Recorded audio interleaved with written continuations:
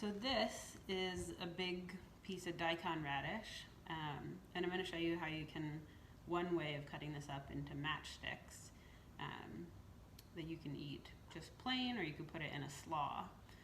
So the first thing I'm going to do is just take off this junky end. You know, if it was a whole one, you know, I've cut off a piece of this before. If it was a whole one, you just cut off the end with the little sprout on it.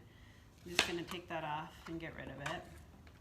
And then I'm going to take off this little narrow end here as well, just to, because I won't be able to use that really. And then the next thing you need to do is get the surface skin off of this. So I'm going to use my peeler for this. I like this shaped peeler. You can use your normal peeler, it doesn't matter obviously. So I'm just going to take the surface off of this radish. Daikon's great. It's a big radish, so you can cut it in lots of different shapes. It's a little spicy and super delicious. I want a flat surface. I don't want to be cutting this and having it rolling around on me. So I'm going to just make myself a flat surface by cutting it in half.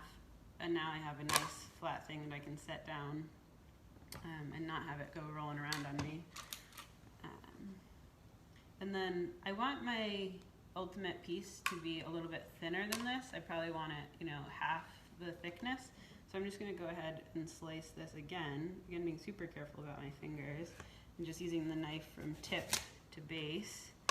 And now I have two pieces, and I can leave these stacked up on top of each other like this.